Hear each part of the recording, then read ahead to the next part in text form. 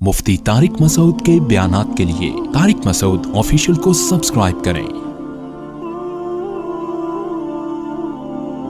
Tariq Masood official.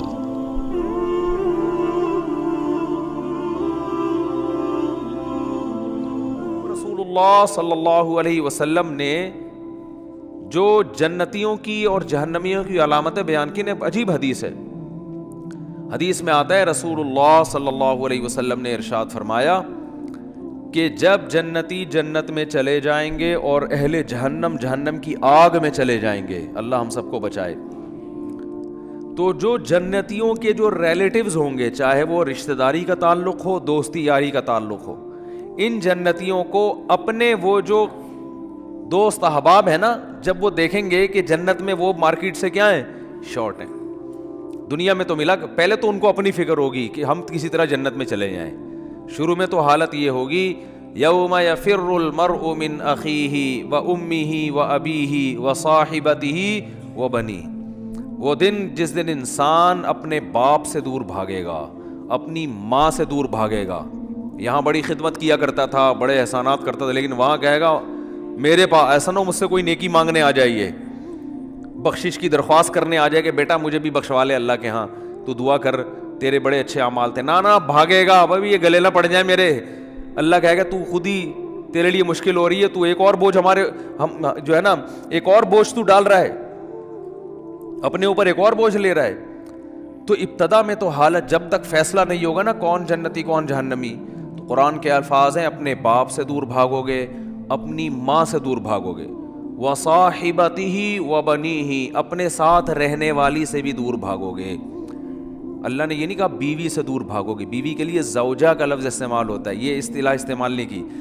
देखो, अब्बा को अल्लाह ने अब्बा कहा, अम्मा को अल्लाह ने अम्मा कहा, तो बीवी को बीवी कहना चाहिए ना। पॉइंट की बात बता रहा हूँ, कई दफ़ा बता चुका हूँ। अल्लाह ने यहाँ बीवी को बीवी नहीं कहा, कहा साथ रहने वाली, साहिबा, सोहबत से है ना, हमेशा चिपक के रहने वाली। इससे पता चलता है कि जब एक दफ़ा शादी हो जाती है ना, तो वो बीवी फुलतरू की तरह हमेशा के लिए चिपक जाती है। इससे पता चल रहा है। ये मैं इसलिए कह रहा हूँ कि फिर लोग कहते हैं यार, फिर जो है ना सफ़र पे जाते हैं तो बेगम को साथ नहीं लेके जाते, 2-2 साल जॉब के लिए बाहर चले जाते हैं, बेगम को यहाँ छोड़ के चले जाते हैं, तो साहिबा तो फिर ना हुई ना, ये फुलतरू की तरह चिपका हुआ तो वहाँ कोई और है, तुम्हारा बॉस चिपका हुआ है तुम्हारे साथ, जहाँ 2 साल तुम जॉब कर रहे हो, दोस्त चिपके हुए हैं। तो इसलिए जहां भी जाओ अल्लाह ने साहिबा के लफ्ज़ में बता दिया। फुलतरू पता है किसे कहते हैं? फुलतरू है वो धागा चिपक जाता है ना, बाज़ दफ़ा यहाँ पे सर्दियों में ज़्यादा चिपकता है। अब आप यूं करते हो तो फिर हाथ पे चिपक जाता है, फिर आप यूं करते हो इधर आके चिपक जाता है, फिर यूं करते हो तो यार ये फुलतरू। तो ये बिल्कुल इसी तरह जब आपकी शादी हुई तो बेगम फुलतरू की तरह चिपक गई। अब जहां जहां जाओगे वहां वहां वो साथ। तो ये शादी करने से पहले सोच लिया करो, उसको अल्लाह ने लक़ब ही यही दिया है कि उसका वो रहने वाली है हमेशा। हाँ, वसाइल अगर नहीं है तो एक अलग बात है, वरना जहां जाओ बेगम साथ होनी चाहिए। हज पे जा रहे हो बेगम को लेके जाओ, उम्रे पे जा रहे हो बेगम को लेके जाओ। शरीफ लोग इसी तरह करते हैं। तो सफर पे जा रहे हो घूमने फिरने, बेगम को लेके जाओ। खाली दोस्तों के साथ प्रोग्राम नहीं बनाया करो।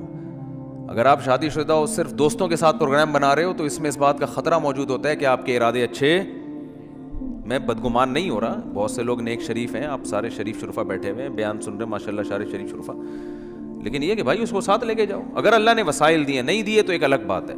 चलो हमेशा नहीं लेके जाते, कभी तो लेके जाओ ना। तो और जहां जॉब कर रहे हो वहां उसको साथ रखो, समझते हो, वहां साथ रखो उसको। तो अल्लाह ने फरमाया जिसके साथ हमेशा रहा करते थे उससे भी आज दूर भागोगे। बोलोगे भाई मुफ्ती साहब का बयान दुनिया के लिए था, बेगम यहाँ मेरे करीब ना ना, ठीक है ना, यहाँ ना, अल्लाह का वास्ता बख्श दे यहाँ पे। क्यों? नफसी नफसी, मुझे अपनी फिक्र है कि मेरा होगा क्या। व साहिबतिही व बनीही, अपने बेटों से दूर भागेगा, क्योंकि बेटियां तो बहरहाल रुखसत होके चली जाती हैं, बेटे तो हमेशा अपने साथ रहते हैं, उनसे दूर भागेगा। एक और जगह फरमाया व अखीही, भाई से दूर भागेगा। व फसीलतिही लती तुवीही, और जिस खानदान ने पूरी जिंदगी इसको ठिकाना दिया, अपने घर में रखा, باپ ماں اور پوری فیملی اس خاندان سے مکر جائے گا, وہاں سے دور بھاگے گا. تو شروع میں تو یہ حالت ہوگی کہ میرا بنے گا کیا, بس یہ فکر. لیکن جب پتہ چل جائے گا بھائی تیرا اعمال نامہ دائیں ہاتھ میں دیا جا رہا ہے, جب اعمال نامہ دیا جائے گا نا, فَأَمَّا مَنْ أُوتِيَ كِتَابَهُ بِيَمِينِهِ, جس کے دائیں ہاتھ میں دیا جائے گا, بالکل ایسے کاؤنٹنگ ہوگی, بلکہ تولا جائے گا نیکیوں کو. ہم سمجھتے ہیں, دیکھو ملحد لوگ جو خدا کا انکار کرنے والے, مذہب کا انکار کرنے والے کہتے ہیں ہم پیدا ہو کے مر گئے, ختم, ان ہی الا حیاتنا الدنیا. قرآن نے ان کی الفاظ کو بھی ذکر کیا ہے کہ ہماری دنیا کی زندگی ہے, نموت و نحیا, ہم مرتے ہیں پیدا ہوتے ہیں, وما یہلکنا الا الدہر. اور یہ جو موت اور زندگی ہے خدا کے ارادے سے نہیں ہے, یہ زمانے کے تصرفات ہیں. زمانہ ہے جو مارتا بھی ہے. ایک آدمی ٹرک کے نیچے آ کے مر گیا تو اس لیے تھوڑی اللہ نے مارا ہے, تو ٹرک کے نیچے آیا ہے نا, تو جو بھی چیز ٹرک کے نیچے آئے گی وہ تو مرے گی. وہ یہ بات کرتے ہیں. بہت مشکل ہے بھائی دیکھو ایگزامینیشن ہال میں اگر آپ بیٹھے ہوئے ہو تو ٹائم ختم ہوتا ہے, آپ کو کمرے سے باہر نکالا جاتا ہے, کیونکہ اب امتحان کا ٹائم کیا ہو گیا, ختم. ایک باقاعدہ ارادے کے تحت ایک کام ہوتا ہے نا, تو اس سے پتہ چلتا ہے یہ ایگزامینیشن ہال ہے, بعد میں رزلٹ اناؤنس ہوگا. لیکن آپ بیٹھے ہوئے ایک دم دھماکہ ہوا اور پوری ایگزامینیشن ہال کی دیواریں اڑ گئیں اور آپ دھڑ دھڑ جا کے باہر آ کے گرے, تو آپ کہو گے نکالا نہیں گیا, خود بخود نکلے ہم, کسی ارادے کے تحت نکالا نہیں گیا ہے. یہ تو ویسے ایک اتفاق ہو گیا کہ دھماکہ ہو گیا, چھتی غائب ہو گئی تو ہم نکل گئے, خود ہی میدان ہی بن گیا یہ. تو ملحد یہی دلیل, یہی بات کرتا ہے کہ یار یہ کوئی ارادے کے تحت تھوڑی ہمیں دنیا میں نہ لایا جاتا ہے ارادے کے ساتھ, اور نہ نکالا جاتا ہے. دنیا میں آنا بھی ایک اتفاقی حادثہ ہے, ایک سائنٹیفک حقیقت ہے, اور دنیا سے نکلنا بھی کیا ہے, ایک سائنٹیفک حقیقت ہے. کوئی جا رہا ہوتا ہے باہر, ٹرک والا آیا کچل کے چلا گیا, تو کوئی حساب کتاب نہیں ہوا, ٹرک نے کچل دیا تو مر گئے, ختم, اور مر کے مٹی ہو گئے, ختم. اب اس مٹی میں پودے اگاؤ, آپ اس کو کھاد کے طور پہ استعمال کرو, بس. تو یہ بات ہمیشہ سے ملحد لوگ کہا کرتے تھے, ان ہی الا حیاتنا الدنیا, یہ صرف ایک دنیا کی زندگی ہے, اس کے بعد کوئی زندگی دوبارہ نہیں ہے. نموت و نحیا, یہاں اتفاق سے پیدا ہو رہے ہیں اور اتفاق سے ختم ہو رہے ہیں. وما یہلکنا الا الدہر, زمانہ ہمیں مارتا ہے. کوئی کرنٹ سے مر گیا تو اللہ نے تھوڑی مارا ہے, وہ کہتے ہیں یہ تو کئی ایسی والوں کی غفلت ہے. اب بجلی کا تار نکلا ہوا ہے, اس نے انگلی لگا دی تو چپک گئے, اور جو ان کو بچانے کے لیے جاتا ہے تو وہ درمیان والا بچ جاتا ہے, بچانے والا کیا وہ سارا کرنٹ ادھر ٹرانسفر کر دیتا ہے, کہہ رہے پارسل کا خاص انتظام ہے نا. تو یہ تو زمانہ ہے, کوئی یہ تھوڑی ہو رہا ہے. تو بھائی یہ دیکھنے میں اتفاقی چیزیں ہیں ساری, مگر یہ ارادے کے تحت ہو رہی ہیں. اس پر تو میں بھی بیان نہیں کروں گا, کیونکہ پھر میرا وہ سارا بیان ملحدوں کے خلاف ہو جاتا ہے جو ایتھیسٹ ہے نا, تو وہ پھر سارا ٹاپک پورا چینج ہو جائے گا. کہتے ہیں کہ کسی نے, موت کے فرشتے نے اللہ سے پوچھا کہ اللہ تو نے میرے ذمے ایسا کام لگا دیا ہے کہ ساری دنیا مجھے برا بھلا کہے گی. بھائی کوئی فرشتے بارش برسانے والے سب کہتے ہیں ماشاء اللہ بڑا اچھا فرشتہ ہے, کچھ فرشتے جو ہے نا وہ اور اچھے کام کرتے ہیں. میرا کام کیا ہے, روح نکالنا. تو اللہ میرا تو نے کام ایسا لگایا ہے, یہ ایسی کتابوں میں لکھا ہے, کوئی مستند ہے یا نہیں ہے مجھے نہیں پتا, لیکن اس کا جو مضمون ہے نا وہ بالکل ٹھیک ہے کہ اللہ میرے ذمے کام ایسا لگا ہے بندوں کو مارنا. تو جب بھی میرا نام آئے گا پبلک کے سامنے, لوگوں کے اچھے جذبات نہیں ہوں گے. موت کا فرشتہ ہے بھائی, ایک دم سن کے غصہ آتا ہے نا, تو ہے کیوں کہتے ہیں نا لوگ, جب بھی آئے گا موت کا فرشتہ تو کوئی دوستی لگانا چاہے گا اس سے. دیکھو یہاں ہمیں پتہ چل جائے یہ فرشتہ ہے جو بادلوں کو دھکیلتا ہے, ہواؤں کو چلاتا ہے. ہمیں پتہ چل جائے کوئی فرشتہ انسانی شکل میں آئے ہوئے, سب اس کو انوائٹ کریں گے, گلے ملیں گے, بھائی بڑا اچھا کام کرتے ہو یار تم. لیکن پتہ چل جائے یہاں موت کا فرشتہ بیٹھا ہوا ہے, تو موت کے فرشتے نے کہا اللہ تو نے میرے ذمے ایسا کام لگا دیا. تو کہتے ہیں اللہ میاں نے فرمایا کہ دیکھ تیرے ذمے کام تو لگایا, لیکن بلی تیرے اوپر نہیں آئے گی, بلی ٹرک والے پہ آئے گی. ٹھیک ہے, بلی آئے گی KESC والوں پہ, کہ جب بجلی نہیں تھی ایک دم اچانک چھوڑ دی, ٹھیک ہے نا, اور اپنے ہی بندے ان کے گر رہے ہوتے ہیں زیادہ تر. جو بجلی کا کام کرنے اوپر چڑھا ہوا ہوتا ہے نا, زیادہ تر بیچارہ وہی گر رہا ہوتا ہے. تو جو اپنے ملازمین کو نہ بچا سکے میرے بھائی, وہ تمہیں کہاں سے بچائیں گے. تو اللہ نے فرمایا کہ اس طریقے سے لوگوں کو موت دوں گا, کوئی نہ کوئی اس کا ظاہری سبب ہوگا, وہ سبب ہوگا, لوگ اس سبب کی طرف نسبت کریں گے. یہ کرونا سے مرا ہے, لوگ یہ تھوڑی دیکھیں کہ کرونا لانے والا کون ہے, اللہ ہے. اللہ کو اختیارات ہیں. وہ آج ایک بیماری ختم ہوئی ہے, کل دوسری لے آئے, کل پرسوں تیسری لے. آپ ویکسین بناتے رہو, کس نے منع کیا ہے آپ کو؟ آپ وہ کرو جو آپ کر سکتے ہو, اللہ وہ کرے گا جو وہ کر سکتا ہے. اور کن کن حادثات سے بچو گے؟ زلزلے آ جائیں گے, زلزلے کی کوئی ویکسین ہے؟ زلزلے کی تو کوئی ویکسین نہیں ہے بھائی. جب کوئی دیوار گرے گی تو مرو گے. اور جو اتنے ترقی یافتہ کنٹریز ہیں, زلزلوں سے نہیں بچا سکتے اپنے آپ کو. وہ زلزلہ پروف عمارتیں بنا دی جو جھولتی رہتی ہیں, لیکن وہ بھی ایک حد تک. اس سے زیادہ تیز جھٹکا آیا تو وہ بھی گرے گی. دیکھو نا چند سال پہلے جاپان میں کیسا زلزلہ آیا, چائنا میں زلزلہ آیا چند سال پہلے, پوری کہتے ہیں ایک بستی غائب ہو گئی. تو نہیں روک سکتے حادثات سے. ہاں اپنی طرف سے جو حفاظت کر سکتے ہو بس وہ کرو. تو اللہ فرماتے ہیں کہ قیامت کے دن یہ جو ہے نا, ایسا نہیں ہے کہ تم یہ سمجھتے ہو کہ سب خود بخود ہو رہا ہے. ایک ایک چیز کا, ما لہذا الکتاب لا یغادر صغیرۃ ولا کبیرۃ الا احصاها. قرآن کہتا ہے جب تم اپنا اعمال نامہ دیکھو گے نا تو یہ نہیں کہو گے کہ یہ اس نے میری زندگی کا, اس نے جو ہے نا صحیح رزلٹ اناؤنس کیا ہے, بالکل صحیح. دیکھو آپ نے اگر امتحان میں اچھا پرچہ نہیں کیا ہوتا تو جو آپ کو توقع ہوتی ہے اسی کے حساب سے جب نمبر مل جائیں تو آپ کو تعجب نہیں ہوتا. آپ کو تو یار مجھے لگ رہا تھا کہ 60-65 کے درمیان ہی میرے نمبر آئیں گے, تو باقی 63 نمبر ہیں, تو بالکل صحیح نمبر ہیں, گھپلا نہیں ہوا. تبھی اپنی رپورٹ کو دیکھ کے تعجب نہیں ہوتا. تو قرآن کہہ رہا ہے کہ جب تم اپنی رپورٹ دیکھو گے, وہاں رزلٹ دیکھو گے تو تمہیں تعجب ہوگا. تعجب اس کا نہیں ہوگا کہ اس میں دھاندلی ہوئی ہے, نا نا نا نا. تعجب اس پہ ہوگا کہ ہم تو یہ سمجھ رہے تھے کہ موٹی موٹی چیزیں ہماری نوٹ کی جا رہی ہیں. ایسا اعمال نامہ جس میں ایک ایک چیز, لا یغادر صغیرۃ ولا کبیرۃ, میری زندگی کا کوئی ایک گوشہ جو میں نے چھپ کے معمولی سی نیکی کی ہو یا چھپ کے معمولی سا گناہ کیا ہو, اس کتاب میں وہ بھی مس نہیں ہوا ہے. یہ کیسا اللہ نے انتظام کیا ہوا تھا کہ ایک ایک حرف, ایک ایک چیز نوٹ کی جا رہی تھی. مالی هذا الکتاب, ایسا رزلٹ تو ہم نے آج تک کسی کا نہیں دیکھا. انسان تعجب کرے گا کہ بھائی میں تو سمجھ رہا تھا کہ میں آزاد ہوں, یہاں تو ایسی گرفت ہے, اتنی گرفت ہے کہ ان وہ کیا ہے, فتکن فی صخرۃ او فی السماوات او فی الارض یاتی بہ اللہ. ایک رائی کے دانے کے برابر نیکی یا گناہ اگر کیا ہے نا, اندھیروں میں خفیہ چٹانوں کے اندر بیٹھ کر اللہ اس کو بھی کھینچ کے نکال کے لے آئے گا. ایسا انتظام ہے.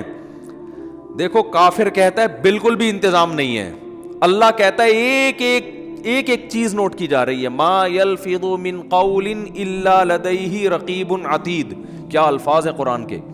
قرآن کہتا ہے تم جو زبان سے الفاظ پھینکتے ہو نا, لفظ یلفظ کا معنی ہوتا ہے عربی میں پھینکنا. یہ وہ والا پھینکنا نہیں جو ہم کو پھینکو کہتے ہیں. یہ جو الفاظ ہم زبان سے نکالتے ہیں تو یہ نکل کے ہوا میں تحلیل ہو رہے ہیں نا. تو قرآن کہہ رہے ہے جو کچھ زبان سے نکل کے ہوا میں جا رہا ہے یہ غائب نہیں ہو رہا. لدینا رقیب, ایک رقیب. رقیب کسے کہتے ہیں؟ نگرانی کرنے والا. جیسے کوئی خفیہ ایجنسی کا آدمی دیکھ رہا ہو, ٹریس کر رہا ہو بندہ جا کہاں رہا ہے. یہ CID والے چیک کر رہے ہوتے ہیں نا چور کو.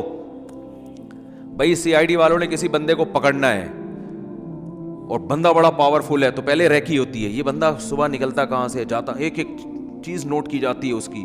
تو رقیب اس کو کہتے ہیں. رقیب جو ہر وقت تمہارے مراقبے میں ہے. آپ نے دیکھا ہوگا نا مراقبہ سینٹر کھلے ہوئے ہیں, اس میں بیٹھے ہوتے ہیں بس ڈنڈوں کی طرح یوں کر کے نا غور کر رہے ہوتے ہیں, وہ پتہ نہیں کیا کر رہے ہوتے ہیں. تو اسی طرح بیٹھا ہوا ہے فرشتہ. اللہ فرماتے ہیں رقیب عتید کا معنی بڑا ڈھیٹ ہے. وہ کیا ہے؟ وہ ڈھیٹ, چھوڑے گا نہیں, وہ چھوڑے گا نہیں. وہ ایسا ہے کہ بس وہ سرکش ٹائپ کا ہے, وہ نہیں سنتا کسی کی. تو ایک لفظ بھی ایسا نہیں ہے جو تمہاری زبان سے نکلے اور اسے کیچ کرنے کے لیے اللہ نے فرشتہ متعین نہ کیا. وہ بھی ہمارے ساتھ پیدا ہوتے ہی پھلترو کی طرح چپک گیا ہے ہمارے ساتھ. وہ نظر نہیں آ رہا ہمیں, کیونکہ سائنسدان کہتے ہیں نظر نہیں آ رہا تو ہے ہی نہیں. تو بھائی اس کائنات میں آپ کو مادی چیزوں پر ریسرچ کر سکتے ہو, جو مادی کے علاوہ چیزیں وہ سائنس کے دائرے میں آتی نہیں ہیں. اللہ نے فرشتوں کو روشنی سے بنایا ہے, نور سے بنایا ہے. روشنی تھوڑی ٹریس ہو سکتی ہے. اگر روشنی کی ماہیت کو چینج کر دیا جائے, اسے کچھ بنا دیا جائے, پھر تھوڑی پتہ چلے گا انسان کو. تو وہ روشنی نور کے بنے ہوئے فرشتے ہیں. اللہ فرماتے ہیں ایسے ڈھیٹ اور ایسے رقیب ہیں کہ تمہاری زبان سے ایک حرف بھی نہیں نکلتا جس کو وہ محفوظ نہ کر رہے ہوں, وہ سیو ہو رہا ہے سب کچھ. تو قرآن میں کہتا ہے قیامت کے دن انسان کہے گا مالی ھذا الکتاب. یہاں تک قرآن نے کہا یعلم خائنۃ الاعین, آنکھوں کی خیانت بھی کیا ہو رہی ہے, نوٹ. خیانت کسے کہتے ہیں؟ یعنی معمولی سی آپ آنکھ گھماتے ہو نا, جو اللہ نے امانت دی ہے آپ کو, اس امانت میں ذرا سی خیانت. گلی سے انٹی کی انٹری ہوئی, انٹی نے جانا ادھر ہے, آپ باتیں کر رہے ہو مفتی صاحب سے, اور مفتی صاحب سنا, ایک دم آپ کو خیال ہوا انٹی گزری ہیں, ایک دفعہ تو دیکھنا بنتا ہی ہے. مفتی صاحب کہہ رہے ہیں بھائی شادی کرو, اپنی بیگم کو دیکھو, صبح شام دیکھو بیٹھ کے. نہیں جی, تو آپ نے کہا یار ہم کون سا کوئی معاذ اللہ زنا کرتے ہیں, ہم کون سا کوئی برائی کرتے ہیں, ہم تو بس ایک دفعہ دیکھنے میں کیا جا رہا ہے, ایسے باتوں میں گھما گھما کے نا یوں کر کے ایک دفعہ گھما لیا. لوگ کرتے ہیں نا اس طریقے سے, یار اپنا بھی ضمیر مطمئن رہتا ہے اس طرح سے دیکھنے میں نا, اپنے آپ کو بھی لوگ مطمئن کر رہے ہوتے ہیں کہ ہم کو برے تھوڑی, ہم تو وہ اصل میں اچانک ایک شور سا ہوا تھا, ہم نے کہا چلو دیکھ لیں. حالانکہ پتہ ہے, ایسے بھی میں نیک لوگوں کو جانتا ہوں, نوجوانوں کو, ینگ ہیں بالکل, ان کو پتہ چل جائے نا گلی سے کسی انٹی کی انٹری ہو رہی ہے, اندازہ ہو جائے, بس ان کی گردن جھک جاتی ہے. آپ کسی کا باپ بھی ان کی گردن نہیں اٹھوا سکتے. ان کو ان کی بلا سے, بھائی وہ کہہ رہے ہیں وہ اللہ نے اس کو ہمارے لیے بنایا ہی نہیں ہے. جب بنایا ہی نہیں ہے تو ایک چیز ہمارے لیے ہے ہی نہیں نا, تو جب ہے ہی نہیں تو آپ کیا کرنا ہے, اس کو دیکھ کے حسرت کے علاوہ کچھ بھی حاصل نہیں ہوگا. جو اللہ نے آپ کے لیے بنائی ہے وہ آپ کے گھر میں بیٹھی ہوئی ہے, تو جو نہیں بنائی ہے اس کو دیکھ رہے ہو آپ. تو یہ بد نظری ہے بھی, حماقت بھی ہے, یاد رکھو, اس لیے کہ اس میں دل کے جلنے کے علاوہ کچھ بھی حاصل نہیں ہوتا. اب مثال کے طور پر انٹی اگر بدصورت تھی, وہ آپ نے دیکھ لی, گناہ لازم آ گیا بلا وجہ کا. دیکھ کے ہی آپ بولو گے یار میں سمجھ رہا تھا دیکھنا چاہیے, تو غلط ہو. گناہ اللہ نے بولو لکھ لیا کہ جب تجھے پتا تھا انٹی ہے, تیرے دیکھنے کی چیز نہیں ہے, تیرے دیکھنے کی جو ہے تیرے گھر میں بیٹھی ہوئی ہے, بس اسی کو دیکھ جا کے, تو نظر کیوں نہیں جھکائی تم نے, گناہ لکھ لیا گیا. اور اگر دیکھ کے آپ کو اچھی لگی تو یہ تھوڑی کہ جو چیز آپ کو اچھی لگ رہی ہے آپ اس کے پیچھے پیچھے چلے جاؤ گھر تک, ملے گی تھوڑی, ایسے تھوڑی ملتی ہیں کس لوگوں کو انٹیاں, تو ملتی نہیں ہے, کچھ بھی نہیں ہوتا سوائے دل میں کیا پیدا ہوگی, ایک جلن, اور اپنی والی سے کے بارے میں ناشکری پیدا ہو جائے گی کہ یار یہ والی مل جاتی, وہ جو بیٹھی ہوئی ہے نا پھلترو کی طرح, جس کو مفتی صاحب نے کہا چپک گئی, واقعی پھلترو کی طرح ہی چپکی ہوئی ہے وہ, اس کو کسی طرح دائیں بائیں ہو جائے, وہ مر جائے, اللہ کرے, اس طرح ہوتا ہے. تو اللہ نے کیا فرمایا, یعلم خائنۃ الاعین, آنکھوں کی خیانت کو بھی وہ جانتا ہے, نوٹ کر رہا ہے. تو آپ نے ذرا سا نظر ہٹائے نا انٹی کو دیکھنے کے لیے, تو بس اللہ نے کیا کر لیا, فرشتوں کا اس کو نوٹ کر لو, یہ لکھو, یہ اس کا حساب بولو دینا پڑے گا کہ یہ آنکھیں اللہ نے دی تھیں, ان کو غلط استعمال کیوں کیا. ہاں اگر توبہ کر لیا آپ نے, اس لیے کہہ رہا ہوں کتنے لوگ پتہ نہیں کتنی انٹیاں دیکھ کے آئے ہوئے ہوں گے, اللہ معاف فرمائے. صحیح ہے نا, اب آپ کو یار وہ تو لکھ لیا, تو توبہ کا دروازہ بھی کھلا ہوا ہے. جیسے برائی لکھی جاتی ہے, نیکی بھی لکھی جاتی ہے. آپ نے بیٹھے بیٹھے ارادہ کر لیا, یہیں بیٹھے بیٹھے, اللہ اب ہو گیا, آئندہ نہیں کروں گا, جتنا پچھلا ہوا معاف کر دے, یہیں بیٹھے ہوئے آپ کے دل کے ان خیالات کو نوٹ کیا جا رہا ہے. تو میں وہ حدیث کمپلیٹ کر کے بس بیان ختم کرتا ہوں. تو رسول اللہ صلی اللہ علیہ وسلم نے ارشاد فرمایا کہ جب قیامت کے دن جنتی جنت میں اور اہل جہنم جہنم میں چلے جائیں گے, اس سے پہلے تو نفسا نفسی کا عالم ہوگا نا, بس میں کسی طرح چلا جاؤں. جب چلے گئے نا جنت میں تو اب سکون مل گیا, دائیں ہاتھ میں اعمال نامہ سرٹیفکیٹ آ گیا, تو فوراً اپنے رشتہ داروں کی طرف بھاگے گا جن کو تھوڑی دیر پہلے کہہ رہا تھا میرے قریب مت آؤ. تو اللہ فرماتے ہیں جیسے ہی اعمال نامہ دائیں ہاتھ میں آئے گا, ہا امقرؤ کتابیا, ارے ابا کہاں ہیں, اماں کہاں ہیں, بیوی کہاں ہیں, بچے کہاں ہیں, میرا اعمال نامہ پڑھو, میرا اعمال نامہ دیکھو, دکھائے گا سب کو لا لا کے. انی ظننت انی ملاق حسابیا, مجھے یقین تھا کہ ایک دن میرا اعمال نامہ مجھے ملنے والا ہے, اسی یقین کی بیس پر تو میں عمل کرتا تھا, آج دیکھو اللہ نے میرا اعمال مجھے دکھا دیے. فہو فی عیشۃ راضیہ, اللہ فرماتے ہیں ایسی زندگی میں ہوگا کہ زندگی اس سے خوش ہوگی. یہ بھی قرآن کی عجیب بلاغت ہے.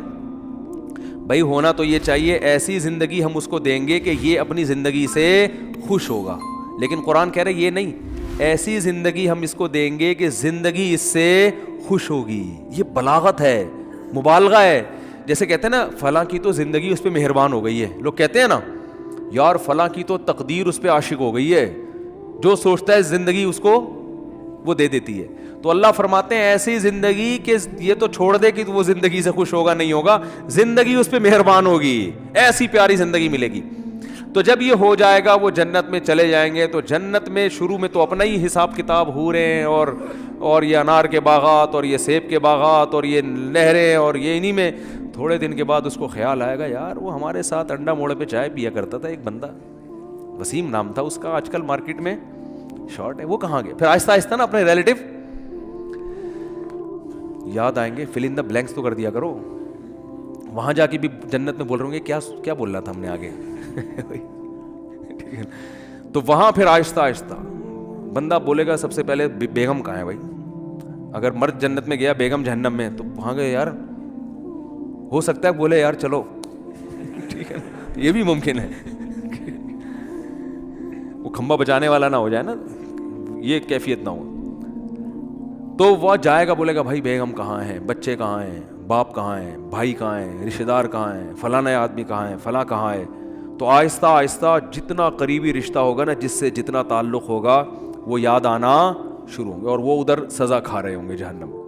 تو نبی صلی اللہ علیہ وسلم نے فرمایا یہ جنتی اللہ سے اپنے رشتہ داروں کے اور ریلیٹیوز کے بارے میں لڑیں گے. ظاہر ہے اللہ سے تو لڑنا بھی حرام ہے, اور اللہ سے لڑنا کسی کے بس میں نہیں ہے. یہ بلاغت ہے.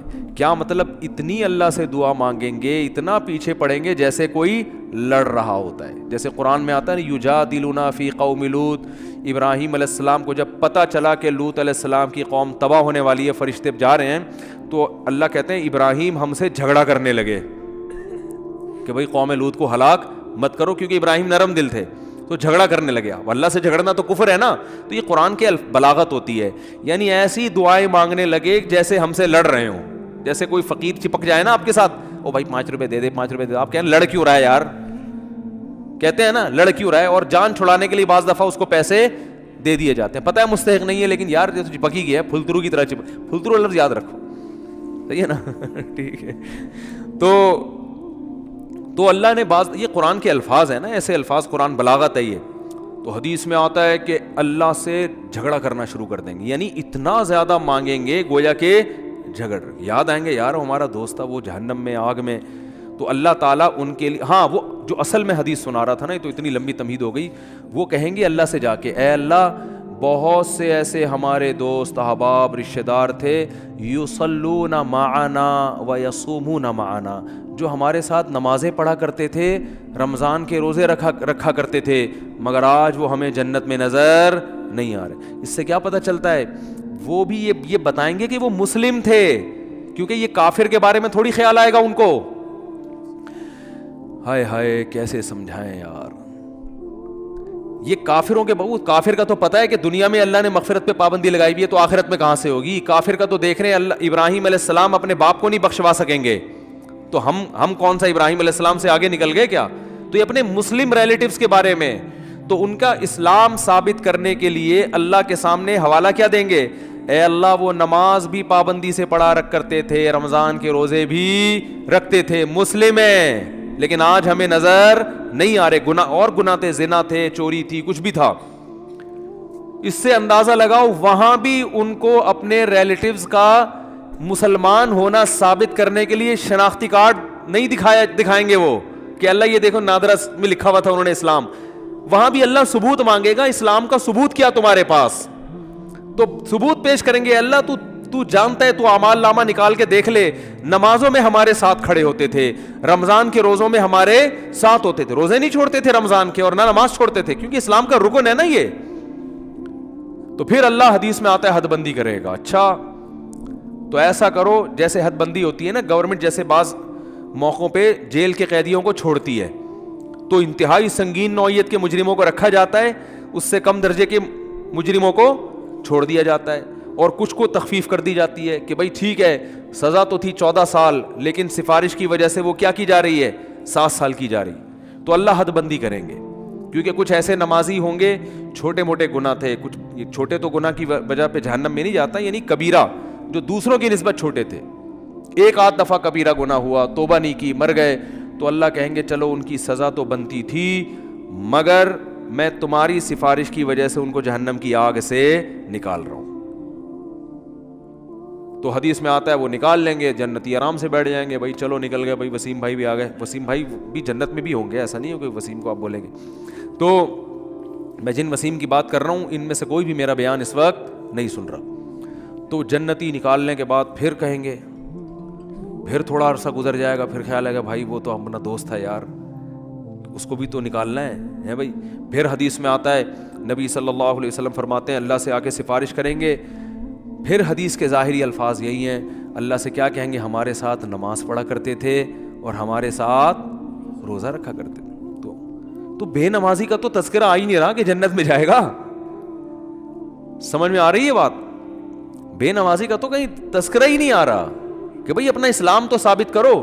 تو حدیث میں آتا ہے کہ پھر اللہ تعالیٰ اور پھر حد بندی کریں گے اور پھر کہیں گے چلو بھائی, بے نمازی کا بھی آئے گا, بالکل اینڈ میں آئے گا وہ. یعنی یہ بھی یاد رکھیں گے اپنے نمازیوں کو کہ اللہ وہ تو مسلمان تھے, ہم ان کی گواہی دیتے ہیں اسلام کی. بالآخر یہ نکالتے نکالتے ختم. پھر نبی صلی اللہ علیہ وسلم نے فرمایا کہ نبی صلی اللہ علیہ وسلم سفارش کریں گے, کیونکہ آپ کے تو ریلیٹیو محدود ہیں نا, کسی کے 10 ہیں, کسی کے 15 ہیں, سب نکل گئے بھائی. اس سے کہیں اس میں نہ آئے کہ چلو ہمارے فلاں نے ہم کو نکال دیں گے, لیکن جائیں گے بھی تو سزا بھی تو کھائیں گے بھائی. وہ تھوڑے دن کی تھوڑی ہے, وہ تو تھوڑی سزا بھی بہت ہے. تو سفارش تو ہوگی, شفاعت بھی ہوگی, یقینا برحق اہل سنت والجماعت کا عقیدہ ہے کہ شفاعت ہوگی.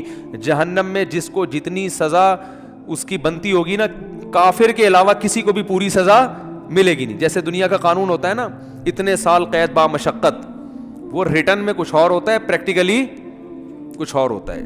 تو ریٹرن میں تو اللہ کے ہاں لکھا ہوا ہے کہ زانی اتنے سال جہنم میں جلے گا, قاتل اتنے سال جہنم میں جلے گا, فلاں اتنے سال, لیکن یہ ریٹرن میں اصل سزا وہی ہے. لیکن پریکٹیکلی کیا ہوگا کہ سفارشوں کی بیس پہ سزائیں کم ہوتی چلی جائیں گی. بھائی اس کے اتنے سال تھے اتنے کم ہو گئے, اتنے سال تھے اتنے کم ہو گئے. تو نبی صلی اللہ علیہ وسلم نے فرمایا, یہ بھی حدیث میں کمپلیٹ کر دیتا ہوں, اگرچہ یہ موضوع کا حصہ جتنا تھا وہ میں نے بیان کر دیا, لیکن بڑی دلچسپ حدیث ہے. آپ صلی اللہ علیہ وسلم نے فرمایا پھر نبی کا رشتہ امتیوں سے کس کا ہے؟ امتی ہونے کا. آپ صلی اللہ علیہ وسلم پھر اپنی امت کو نکالیں گے. وہ بھی اللہ حد بندی کرے گا کہ اتنے اس لیول کے لوگوں کو جن کے گناہ اس نوعیت کے تھے ان کو آپ کی سفارش سے نکالا جائے گا. یہاں تک کہ آپ صلی اللہ علیہ وسلم نے فرمایا کہ میں بھی سفارش ختم کر دوں گا, جتنے لوگوں کو نکالنا تھا. تو اللہ کہے گا کہ کوئی ہے مزید سفارش کرنے والا؟ آواز آئے گی بھئی اب کوئی بھی نہیں ہے. اللہ کیا پیارے الفاظ ہیں یار حدیث کے. اللہ فرمائیں گے هل يبقى الا الرحمن, جو رحمان ہے سب سے زیادہ رحم کرنے والا وہ تو ابھی باقی ہے. یعنی تمہیں اگر ترس آ رہا ہے, کوئی تمہارا ماموں ہے, کوئی تمہارا چاچا ہے, کوئی تمہارا باپ ہے, تم ان رشتوں کی بیس پر, اور نبی ترس کھا رہے ہیں کہ میری امت ہے, تو اللہ فرمائیں گے میں تو رحمان ہوں اور یہ میری مخلوق ہے. میں تو رحمان ہوں نا, تو رحمان کیسے چھوڑ دے گا؟ وہ اپنی مرضی سے نہیں نکالے گا. تو نبی صلی اللہ علیہ وسلم نے فرمایا کہ اللہ تعالیٰ اعلان کریں گے کہ جس نے آدم سے لے کے آخری انسان جو قیامت تک آئے گا نا, کوئی بھی ایسا انسان جس نے کبھی کوئی نیکی نہ کی ہو, کچھ بھی اس کے اعمال میں خیر, صرف میری توحید پر ایمان رکھتا تھا, وہ صرف میری مانتا تھا میرا کوئی خدا ہے اور کیا ہے اکیلا, بس اتنا اقرار کیا اس زبان سے, صرف دل میں مانتا تو فرعون بھی تھا, فرعون بھی مانتا تھا کہ ایک خدا ہے, زبان سے اقرار کیا اور پوری زندگی میں ایک دفعہ. من کان فی قلبہ مثقال حبۃ من خردل من ایمان, ایمان کا ایک معمولی سا رائے کی دانے کے برابر ذرہ بھی ہو اور اس ذرے کی وجہ سے کبھی زندگی میں خیر نہ کی ہو, ساری زندگی اس کی بدعمالیوں سے بھری ہوئی ہے لیکن ایک نیکی ہے, تو اس کو بھی نکال کے لے آؤ. تو حدیث میں آتا ہے اتنے خلقت نکلے گی نا, بڑے بڑے دنیا میں بدماش پیدا ہوئے ہیں بھائی, ساری زندگی قتل و غارت میں گزری, ساری زندگی برائیوں میں گزری. ہاں, اور یہ بھی آتا ہے حدیث میں کہ یہ اللہ اس وقت کریں گے یہ کام, ایک تو اللہ کہیں گے هل يبقى الا الرحمن, کہ رحمان باقی ہے. دوسرا اس وقت کہ جو کافر ہے نا وہ اہل ایمان کو تانا دے گا کہ یار ہم بھی برے تھے تم بھی برے, صحیح ہے نا, ہم غیر مسلم تھے اور تم اپنے آپ کو کیا کہتے تھے, تم ایک خدا کو مانتے تھے, تو تمہارے ایمان نے تمہیں کوئی فائدہ نہیں پہنچایا. ہمیں تم دنیا میں کہتے تھے اسلام قبول کرو, ایمان لے کر آؤ, تو بھائی انجام تو تمہارا بھی وہی ہے جو ہمارا ہے. تو قرآن کے حدیث میں آتا ہے اللہ تعالیٰ اس وقت جس کے دل میں بھی رائی کے دانے کے برابر بھی ایمان ہوگا نا, اللہ کہے گا میں اپنے ماننے والوں کو نہ ماننے والوں کے ساتھ نہیں رکھ سکتا. یہ غیرت کا مسئلہ ہے. تبھی لوگ کہتے ہیں نا غیر مسلم اتنے نیک اچھے اچھے اعمال کر رہے ہوتے ہیں, وہ جہنم میں کیوں جائیں گے؟ او بھائی غیرت کا مسئلہ ہوتا ہے. آپ کی فرض کرو 2 بیویاں ہیں, ایک بہت خدمت گزار ہے لیکن وہ کہتی ہے کہ بھائی میں آپ کی بیوی بھی ہوں, اور وہ جو فلاں جو ہے نا سبکتگین, ایسا نام نہ لو کہ وسیم ستار کو غصہ آ جائے نا, بہت مشکل سا نام کوئی بتاؤ, سبکتگین بھی نام ہوتا ہے نا کیونکہ یہ غیرت والا مثال ہے. سبکتگین نہیں بھائی, کچھ بھی بتا لو یار ہیں. ابے کوئی ایسا مشکل سا نام بتاؤ دنیا میں کسی کا ہوتا ہی نہیں ہے. ABCD صحیح ہے نا. وہ آپ کی 2 بیویاں تھیں, ایک اکڑ والی مانتی نہیں ہے بات کو, چائے کا بولو نہیں پکا کے لائے گی, آپ بولو بھائی کھانا پکاؤ نہیں پکائے گی, ہر وقت بس زبانی بد کلامی. لیکن جب اس سے پوچھا آپ کے میاں کون ہیں, بھائی یہ میرے میاں ہیں بس, ٹھیک ہے میں نہیں مانتی ان کی ایک نہیں مانتی, لیکن ہے یہ میرے میاں, مجھے ماننا چاہیے ان کی, مجھے ان کا احترام کرنا چاہیے, لیکن مجھ سے ہوتا نہیں ہے, کچھ اوپر سے فالٹ چلا رہا ہے, ہمارے خاندانی مسئلہ ہے, یہ آپس کی بات ہے ہماری. لیکن ہے بھائی یہ میرا میاں, اس کے علاوہ میں کسی اور سے محبت نہیں کر سکتی. میاں والی جو محبت ہے وہ اسی سے ہوگی. دوسری بڑی فرما بردار ہے, او بھائی جب چائے کا بولا بٹن دباؤ چائے آ رہی ہے, ایئر ہوسٹس والے اخلاق رکھے ہوئے, اس نے ٹریننگ وہاں سے لے ہوئی ہے, اس کی والدہ نہیں سکھائے اس کو یہ آداب تمیز. لیکن وہ آفس میں بھی آپ کے کسی دوست سے بھی اس کے سلام دعا بہت اچھی ہنس ہنس کے بات کرتی ہے.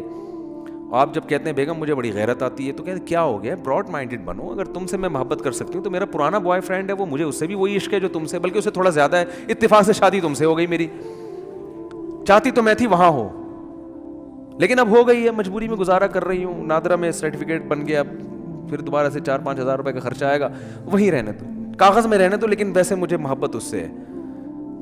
رکھو گے غیرت اگر ہوگی تو ہے. بولا کہ بھائی وہ جو ہے نا جو ایک ذرا بھی خدمت نہیں کرتی, کم از کم مجھے اطمینان ہے کہ صرف کس کو مانتی ہے, شوہر مجھے مانتی, اور یہ تو اتنی وفادار ہے نا, تو وفادار تو میں گھر میں کوئی ماسی لا کے رکھ لوں گا, بٹن دباؤ اس سے زیادہ کام کرے گی. ماسیاں زیادہ کام کر لیتی ہیں نا. کیا ہو گیا بھائی, ماسی کو تو پوچھا لگانے کا بولو پوچھا لگائے گی, بیگم کو بولو پوچھا لگانے, تو کہے گی میں کیا پوچھا لگانے کے لیے آئی ہوئی یہاں پہ, اس لیے مجھ سے شادی کی تھی پوچھے لگوانے کے لیے. وہ تانا دے گی آ کر, ماسی تھوڑی تانا دے گی. تو بیوی کی ڈیفینیشن میں سب سے پہلے یہ کہ وہ آپ کے علاوہ کسی اور کو شوہر نہ مانتی ہو. باقی محبت کرے کسی سے, ابا سے باپ والی, بھائیوں سے بھائی والی, لیکن جو شوہر سے جس طرح کی محبت کی جاتی ہے, عشق کیا جاتا ہے, وہ صرف میاں ہی ہے. تو جیسے میرے بھائی مرد اس معاملے میں شرکت برداشت نہیں کرتا اگر غیرت ہوگی, تو اللہ بھی کہتا ہے بھائی تم کتنے بڑے سائنسدان ہو, تم کتنے بڑے فنٹر ہو, تم نے ساری انسانیت کی خدمت کر کر کے ان کے پیٹ بھرے, اگر میرے ساتھ کسی اور کو بھی خدا مانتے ہو تو ان نیکیوں کا بدلہ پھر اسی سے جا کے لو. میں تو آج جو میرے اپنے تھے ان کو اپنے غیروں سے ممتاز اور جدا کروں گا, چاہے غیر کتنے بظاہر اچھے ہوں اور میرے اپنے کتنے نالائق کیوں نہ ہوں. اس لیے ایمان اور توحید سے بڑی کوئی نعمت نہیں ہے. مسلمان کتنا ہی گناہگار ہو, اس کائنات کو جو چلانے والا, بنانے والا, جنت جہنم پیدا کرنے والا, اس کو مانتا ہے کہ اللہ ہوں میں تیرا, بے شک نالائق ہوں, بے شک نافرمان ہوں. تبھی یاد رکھو اپنے ایمان پہ سمجھوتا نہ کرو. جو لوگ یورپ جاتے ہیں, امریکہ جاتے ہیں, میں ان سے خاص طور پہ کہتا ہوں یار تم اگر یاشی میں لگ بھی رہے ہو, خدا کے بندو اپنے آپ کو مسلم تو کہا کرو کم از کم, برائی کو برائی تو سمجھو, اللہ توبہ کی توفیق دے دے, میں غلط کر رہا ہوں یہ اعتراف تو کرو اللہ کے سامنے. جیسے ایک نالائق باپ, نالائق اولاد اپنے باپ کے سامنے اعتراف تو کرتی ہے یار ہم ابا کے حقوق ادا نہیں کر سکے. کتنے لوگ ہیں والدین جب دنیا سے جاتے ہیں اولاد رو رہی ہوتی ہے یار ابا کی ہم خدمت نہیں کر سکے, یار اب کوئی تلافی ہو سکتی ہے. تو نالائق اولاد تھی نا, لیکن ابا کو ابا تو مانا نا اس نے. تو یاد رکھو جو اللہ کو اللہ ہی نہیں مانتا, یہ اللہ کے ساتھ شریک کرتا ہے, اس کے سارے اعمال قرآن کہتا ہے راک کے ڈھیر ہیں.